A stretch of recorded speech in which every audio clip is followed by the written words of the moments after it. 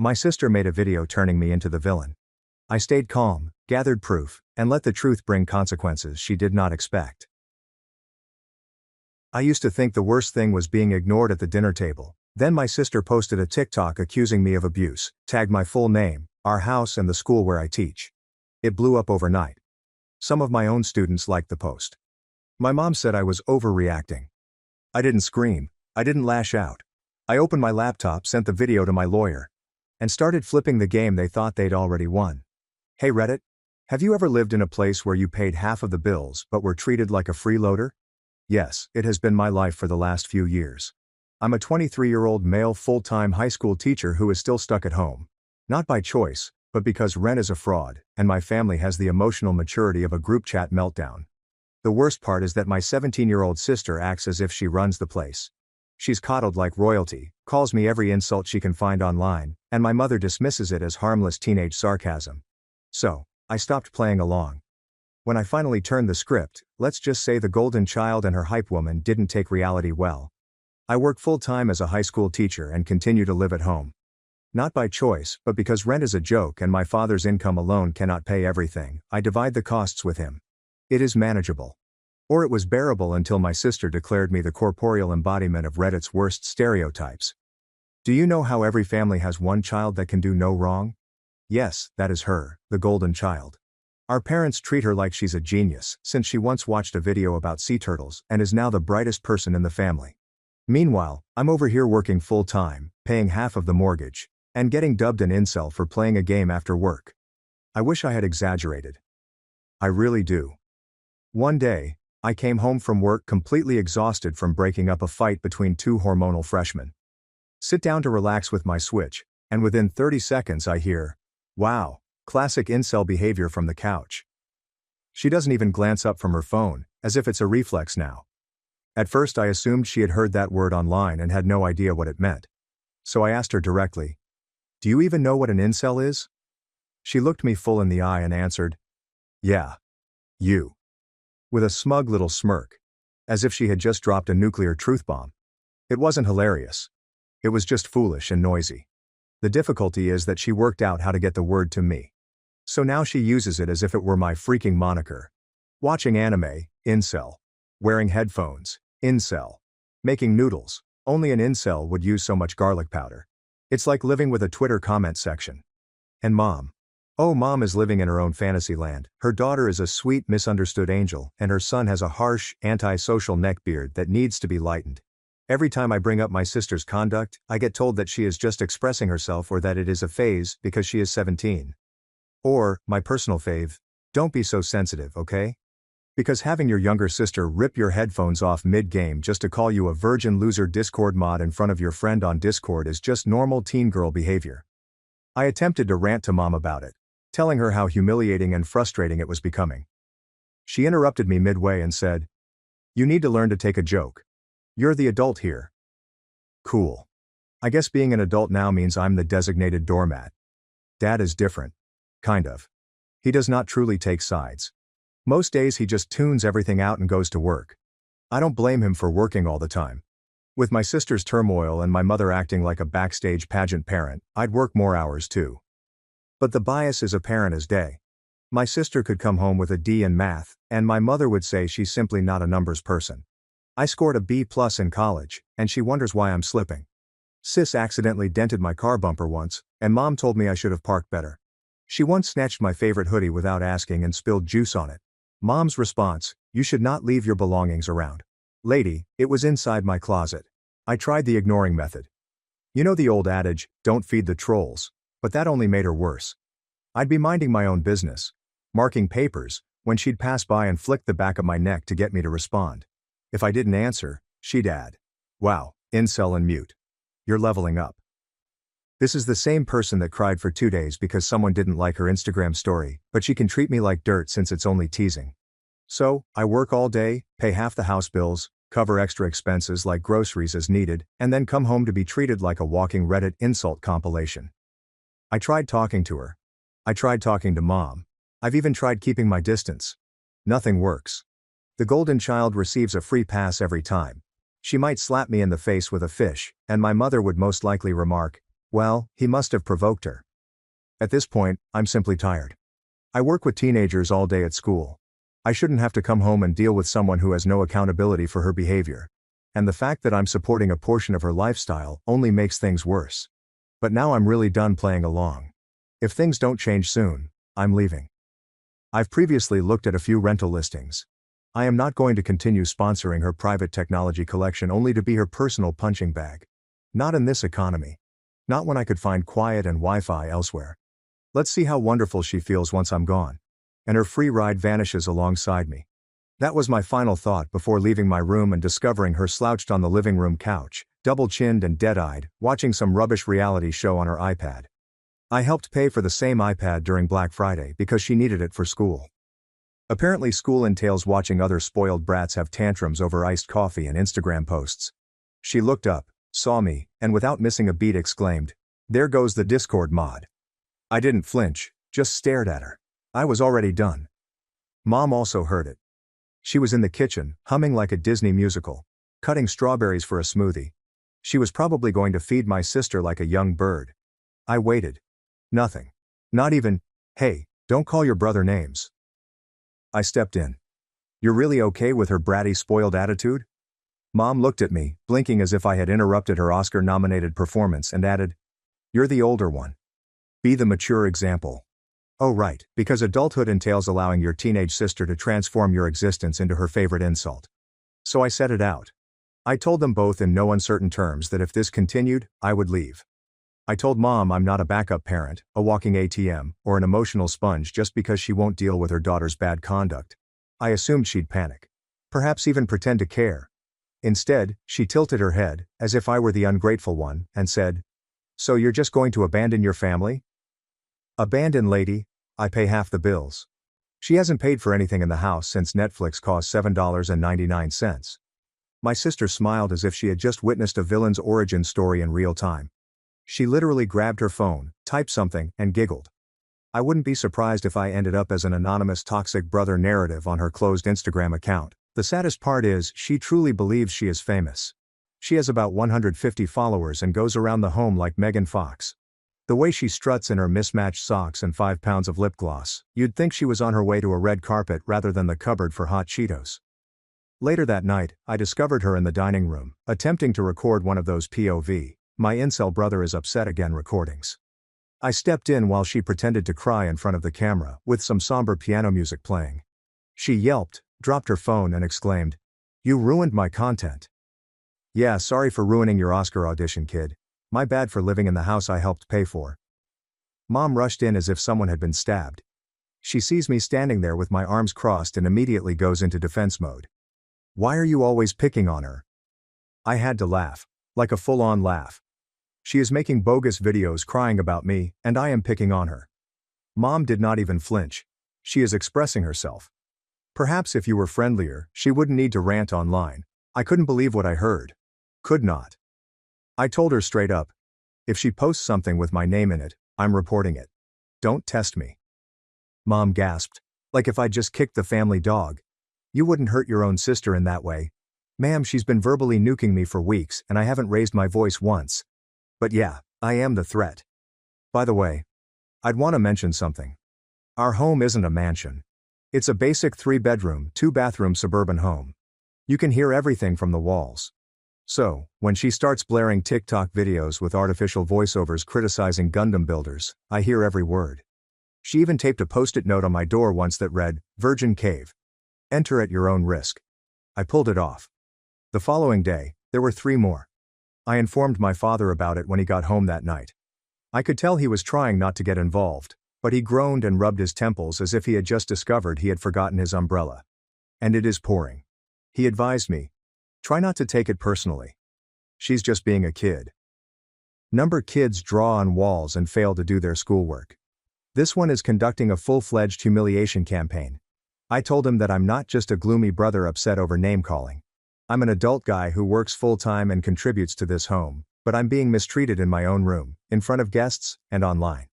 He did not protest, simply nodded. Quiet, as if he knew I was correct but didn't want to admit it yet. Meanwhile, Mom is completely lost in La La Land. Later that night, she sits me down, as if to offer me a life lesson, and says, "You need to understand her. Her generation is different. She's sensitive, artistic, and emotionally intelligent." Emotionally intelligent. She placed a sock into my cereal box the other day and said it was a prank. When I asked what part of it was intellectual, she fell silent and murmured something about how I never encouraged her creativity. I stood up in mid-sentence and went out. I didn't smash the door or shout. I had hardly left the room when my brain short-circuited from the foolishness. From that night forward, I stopped speaking with both of them unless it was about bills or genuine logistics. If I returned home and found her in the living room, I went to my room. If my mother tried to guilt-trip me, I would respond with a cool anecdote and walk away. It got worse the moment I stopped reacting and playing in their strange little family theater. But, here's the deal. What should I do? Fight a 17-year-old, curse her out, or throw something back? Bro, that would make me look insane. She's still a minor, and I'm a grown man with a career that requires a good reputation. She wants a reaction, and I'm not going to give it to her just to make a point. I'm not going to play tug-of-war with someone who's still doing TikTok dances in the kitchen at midnight while mom dismisses her bratty behavior as a phase. This was not a phase, this was wartime. And I'd had enough of fighting conflicts with individuals who needed me more than they did. So the next morning, I didn't speak to anyone. I just woke up early, made some coffee, and sat at the table, reading through rental postings. I bookmarked 3. Nothing extravagant, just peaceful and far enough away that I didn't hear incel every time I exhaled. Dad entered the kitchen mid-scroll. He seemed tireder than usual. I did not squander time. I told him straight. I'm moving out. Nor bluffing, nor attempting to intimidate people. Just a heads up before I load a box. He did not argue this time. No sighing. No. She's only young. He simply sat down, nodded once and stated, "I get it." I informed him that I wasn't leaving to be theatrical. I was leaving because walking through the door made me feel like a punching bag with a Wi-Fi password. He looked down at his cup and then back at me. "You've been paying for all of her stuff, haven't you?" "Yeah," I replied. "Every bit of it. Laptop, switch, her phone upgrade, her desk. I didn't mind before but now nah." He switched silently, but you could feel it. He stood up, walked directly to her room, and did not even knock. Simply opened the door and said, "Get up." She was still asleep in bed, as if she had never worked a day in her life. When she saw her father was holding a cardboard box, she sat up like a meerkat. "What are you doing?" she inquired. He didn't respond. He simply unplugged her desktop tower, bundled the cords, and slipped it into the box. Calm, efficient, and no screaming. "Dad, that's mine." "Nope," he replied. "Your brother bought it." I overheard her toss a slipper at the wall. He stole the switch next, then the laptop, and finally the Bluetooth keyboard. When she attempted to grab one back, he grabbed her hand and said, "You want these? Buy them yourself." Mom ran in as if someone had phoned 911. "What is going on in here? He's taking my stuff." My sister screamed, clutching her pet penguin like it was her last shred of dignity. "No," Dad replied. "I'm stealing his belongings." Mom stepped in his path like a linebacker, arms extended. "She needs them for school." "She needs a reality check," he responded. "He is moving out. I'm not going to let her continue to enjoy the perks while treating him like garbage." "She's a child, Ethan," Mom yelled. "You're hurting her mental health." He did not even blink. "She's 17, not 5. She is old enough to know better." And now my sister was on the floor, screaming and moaning, as if this was abuse and I couldn't live. Pretty bold words for someone who still has her clothing folded for her. Dad walked past them both and handed me the box without speaking. The room was completely silent save for her sobbing. I did not say anything either. I wasn't going to brag or rub it in. That would have made me just like her. Mom followed me into the hallway, angry. "You really think this solves anything?" "No," was my reply. "But at least I don't have to keep funding the person calling me names every day." She scoffed. "You're so dramatic. She's a kid. You're acting like you're the victim." I merely smiled and said, "Well, newsflash. I am." I brought the box to my room, locked the door, dumped it next to my closet, and resumed sitting at my desk as if nothing had occurred. 10 minutes later I heard my sister slam the bedroom door. Then something heavy struck the wall. Probably her pillow, or whatever statement she was attempting to make this time. Later that night, I had takeout and ate in my room. I didn't feel like sharing a table with anyone. While viewing YouTube, I heard footsteps outside my door. Then something thudded into it. Soft, but with purpose. I opened it. A pair of rolled-up socks sat on the floor. No note, just a passive hostile sock delivery. I did not even react. I just stepped over it and closed the door again. By the time I fell asleep, I had blocked my sister on every app I could think of. If she wanted to continue being a danger, she could do so without my attention. Dad knocked once before bed. Said, "I meant what I said. Let me know if you find a place. I'll cover the first 2 months." I told him he didn't need to, but he insisted. I should have stopped this sooner. I did not argue. He was correct. The next morning I relocated half of my belongings to a friend's house across town in preparation for my full move-in with him the following week. I told him it was only temporary, until I could get my own space. When I returned to get more clothes, Mom hardly looked at me, didn't say anything, didn't blink, and just continued peeling. My sister was not in sight, but I could hear muffled sobs through the wall. For once, I did not feel guilty. They didn't cry because they missed me. They were in tears because they had finally lost the ATM with a pulse. Only 2 days after I had transferred half of my belongings, everything began to fall apart at home. My sister couldn't access her Spotify. She panicked out. Apparently, losing ad-free Ariana Grande was the last straw. She tore across the home like someone had turned off her air. Dad did not react. He just sat there sipping his coffee while she slammed drawers and shouted about her freedom being taken away. I wasn't even home to witness it, but I learned about it later that night when she began ranting in the family group chats. Initially, it was subtle.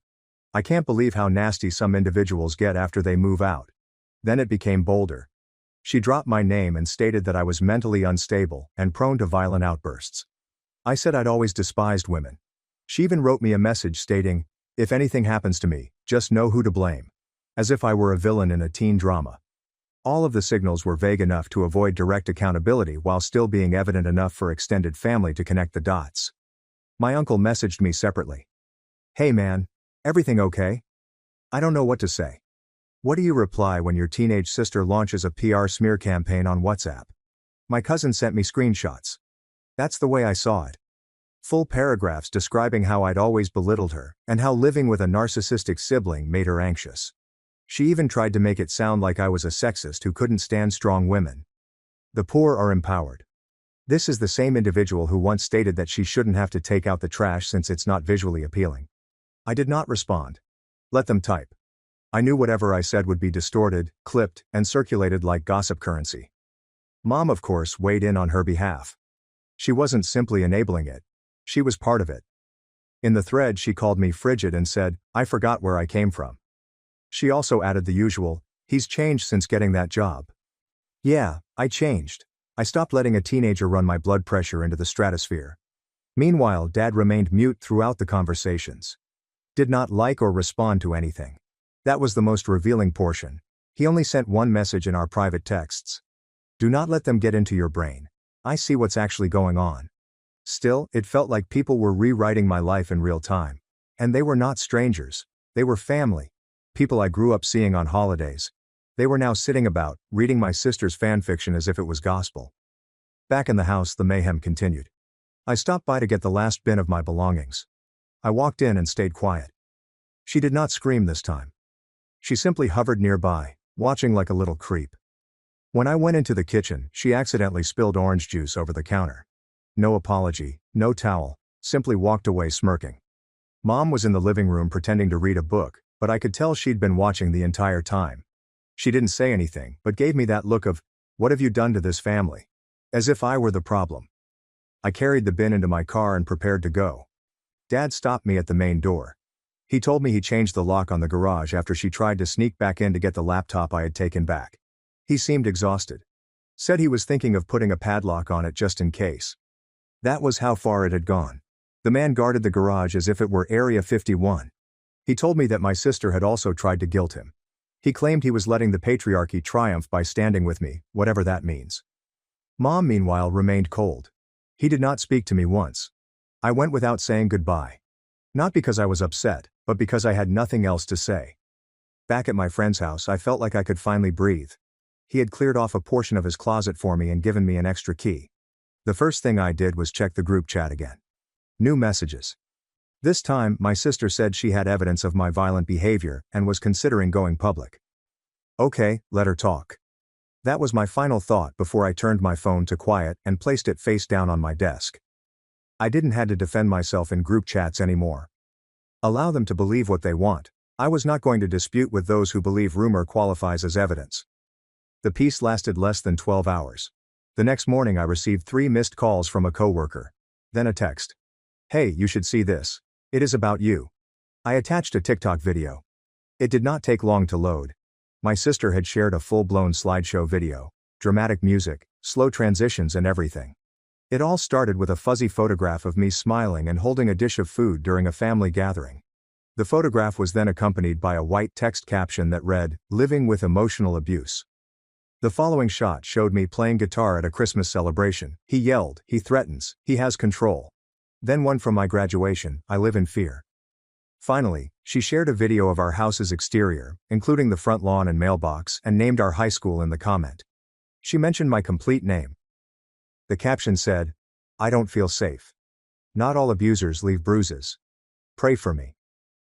I watched it again. Not because I couldn't believe it, but because I wanted to make sure I remembered everything.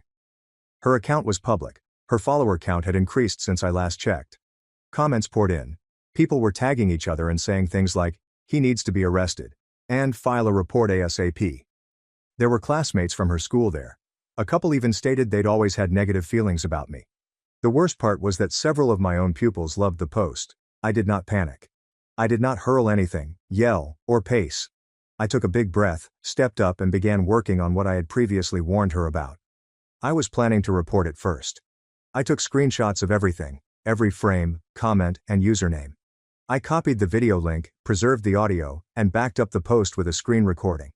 I emailed it all to myself. Then I sent everything to my lawyer. When the group chat started, I had already been in contact with him for several weeks. This was the type of evidence he was looking for. Following that, I contacted the principal. I didn't want them to learn about it from anyone else. I described the situation gently and attached the video. By midday, I was seated in the high school's front office, explaining the situation again in person.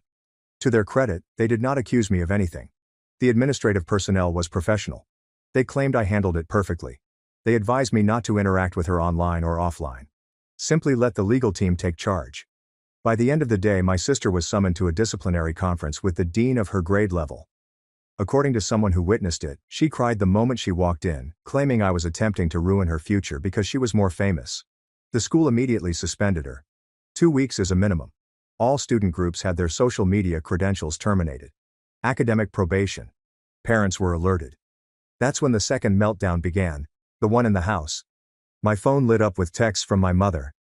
"You didn't have to go this far. She's only a child. You have devastated our family. You've always been jealous of her. How dare you involve attorneys in this?"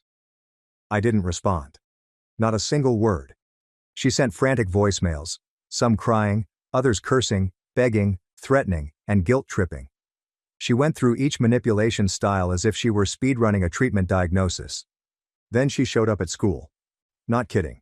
She really marched into the main office the next morning and requested to meet with the principal. She claimed the school was targeting her daughter, that the charges were misunderstanding jokes, and that I was using my profession to intimidate the family. Security had to walk her out because she refused to leave. Apparently on her way out she grabbed a stack of flyers off the table and threw one on the floor, saying that she too would be hiring a lawyer. I only discovered out after the secretary wrote me and said, "Let us know if she comes to your apartment. We'll write an incident report." I didn't even bother questioning why they expected she would. They were probably correct. Meanwhile, my sister's post was removed by TikTok. Not because she removed it, but because my lawyer filed a DMCA takedown and slander complaint. It was recognized as harmful misinformation and taken down within 24 hours. On the same day, the cease and desist letter came at the house. My lawyer ensured that it was directed directly to my mother, as her guardian. The wording was clean. No threats, only a stern warning that if another defamatory post became public, we would seek full civil penalties. I never witnessed the real reaction, but Dad told me what happened. She tossed the letter across the room, yelled, "I'm suing a baby," and locked herself in the bathroom for an hour. My sister supposedly called my aunt and told her that I was legally bullying her and that he was going to jail me for just being. A few family members contacted me again. This time the tone altered. A cousin messaged me. I didn't realize it had become so awful. She truly tagged the school. Yes, she did. The tide was turning. That night I had dinner with a friend. I told him everything. He just nodded and continued. I think she forgot you weren't playing the same game. I slept better that night than I had in months, but the aftermath was far from over. My lawyer contacted the next morning to inform me that we had a hearing scheduled with the Juvenile Mediation Court. Nothing unlawful, just ordinary process, a formal response to cyberbullying. We would submit the evidence. She would be compelled to attend beside my mother. If she didn't, the school might take it to the board. I thanked him, then hung up and gazed out the window. My phone vibrated again. Another cousin. She claims you're attempting to wreck her future out of vengeance. I did not respond. Instead, I opened my laptop, looked at my calendar, and marked the court date. Funny thing is, I haven't even begun yet. That was the notion that sat calmly in the back of my mind while everything around them began to fall apart, and I didn't even have to move a finger. By the time the court notification arrived at the house, the harm had been done. The school had already imposed the suspension. Her TikTok account was still disabled. Every classmate who reshared her video received a temporary ban from school activities. Some people unfollowed her. When a story fails to make sense, word spreads quickly. Apparently my sister sought to change the script at school, claiming she was simply promoting awareness. However, no one bought it, especially as screenshots began to circulate. Her captions tagged the school and accused me of abuse by name. She was now strolling down the halls with her head down. Even her typical followers refused to sit with her at lunch. One teacher overheard her murmuring that she hadn't intended for things to blow out like that. Too late. The court session was not even a complete trial, but rather mediation, standard for resolving juvenile civil disputes. Still, she had to appear in person with my mother. A real judge, authentic documents, no filters, and no dramatic background music. My lawyer claimed she had her head down the entire time. Mom, on the other hand, refused to shut up. She complained about how the whole thing was a witch hunt and that I was targeting a youngster out of malice. The judge reminded her that her daughter was 17, not a helpless toddler, and that falsely accusing someone of abuse at their workplace was not covered by teenage drama. They were obliged to sign a legal agreement to delete all public information on me and prevent further contact. Any violation will result in civil court proceedings and substantial consequences. This should have been the end of it. Of course it wasn't. 2 days later, the building security called me. Said there was a woman banging on the lobby door, pleading to be let in. She claimed she was merely trying to chat to her son. I knew who it was. I didn't go down. Instead, I let her wait there until the security guy told her to leave. She cried on the sidewalk for a time, sitting on a bench, as if someone had abandoned her. Eventually, she departed. I didn't say anything. An hour later, she wrote me a 6-paragraph email via an old Gmail account I had forgotten I had. She called me heartless, said I emotionally harmed my sister, said she tears every night, that I should have just taken the high road and not ruined their lives over some online drama. She closed with, "You're not the son I raised." No argument there. That weekend my father came by with pizza. He sat down at my small kitchen table, looking 10 years younger. He said he no longer slept well at home. Said that the silence in the house was not peaceful. It was weird, like they were wandering around pretending the walls weren't closing in. Then came the letter. Monday morning I checked my mailbox and discovered a plain letter with no name. Inside was a wrinkled notebook sheet with sharp, irregular pen strokes. My sister's handwriting. She asked me not to press charges, not because she was sorry, but because things were already bad enough. Still no apology, just a guilt trip couched in victim terminology. I folded the letter and placed it in a drawer. I hadn't planned on suing her for money. This was not about vengeance. This was about shutting it down and making sure she understood she couldn't keep running her mouth and hiding behind the term teenager forever. But then, a couple nights later, Dad gave me a heads up. "They're on their way to your house again. I told them not to, but your mother insisted." This time, she got back up. I instructed the security guy to let them in this time. My companion was out, and I was just wondering what they had to say. I'd saw them seated on the hallway floor via the peephole before they knocked. Mom held one of those dollar store food containers in her lap. Something handmade and sad-looking.